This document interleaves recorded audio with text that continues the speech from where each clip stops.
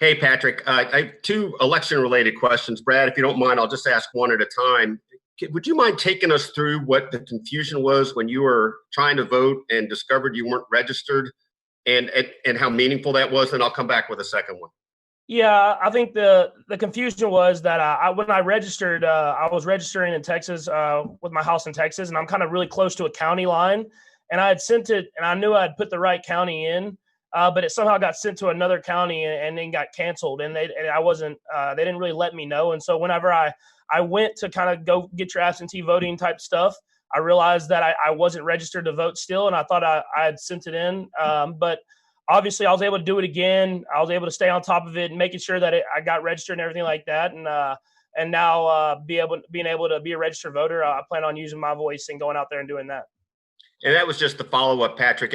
You've made this a sort of a platform of yours. I wonder, we're less than 3 weeks till the election now. Will you be doing anything more in particular to raise awareness and just get your voice heard about getting our voices heard? Yeah, I mean, I'll do what I can, and I think the biggest thing is, like you said, is just using your voice. No matter what that voice is, whatever your opinion is, just using your voice that you have the platform and you've been given, in a very important year, to go out there and do what you can to be a part of this country and be a part of trying to make us better every single day. Let's go next to Matt McMullen. Go ahead, Matt.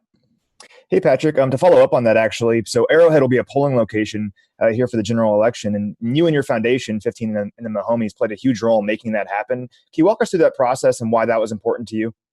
Yeah, I mean, obviously, it started off with great communication with the organization and the Kansas City Chiefs of trying to use Arrowhead as such a historic place, such a great spot in this community as a place for people to come together and vote and use their voice. And so, with talking with them and the people in my foundation, we're able to make that stuff come to life. And I'm proud of this organization and my foundation for being able to do that, along with other guys on the team who were really impactful of making it a polling place so everybody can use their voice and have a neutral ground to go do it.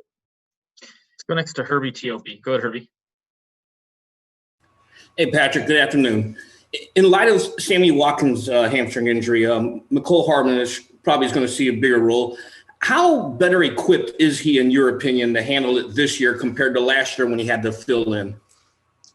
I mean, obviously he's got more and more experience. I thought he did a pretty good job last year when he filled in for Tyreek and for, I think it was Sammy at some points. He's a guy that's ready for the challenge. It's about stepping up and being prepared, and you know what he can do when he gets the ball in his hands. So it's about just making sure that he's prepared and ready to go, and I'm sure he will be.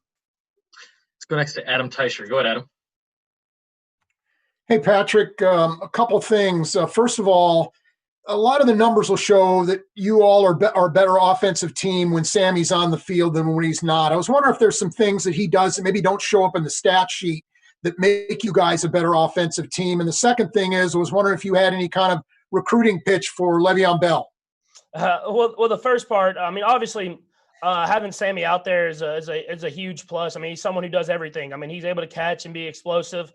He blocks very well. He gets other guys open. And whenever you have those type of playmakers on the field, defenses have to really take notice of that. And so I think that's why you see the subtle differences and the production and stuff like that. But you're hoping guys can step up like McCole and Pringle and all these other guys and make up for some of that production. And then with the Le'Veon thing, I leave that stuff up to Veach and them. Obviously a tremendous player, someone that can do it all, catch the ball, run the ball. But I let Veach and them handle everything like that. And then when whoever's in this locker room, we make sure they're ready to go and make plays on Sundays. Let's go next to Seren Petra. Go ahead, Seren. Patrick, two things real quick. One, whatever happened to the competition that was going to happen between you and Josh Allen and who could throw the ball the furthest? Did that ever come about, and will it ever come about? And then as a follow-up, this was kind of a unique one where you could actually sit back and watch their game. And I'm just curious what you do when you got your next opponent and you get a chance to sit. And do you take in the whole game? Do you take notes? What do you do when watching the game? Yeah, the first part of your question, I mean, obviously with the COVID situation going on this offseason, we weren't able to get anything like that going.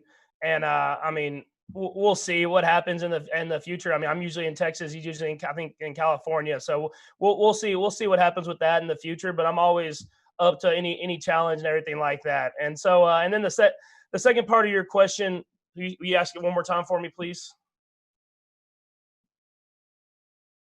Sorry. Yes. Just what getting a chance to watch the Bills, like in an opponent. Usually you guys are always playing at the same time. You don't get a chance to get that extra look at them. I'm just curious what you do when you do get that opportunity. So yeah, usually in the games, I don't necessarily watch the other offense that much, other than just trying to see if we're third down, fourth down, or whatever's going on in the game.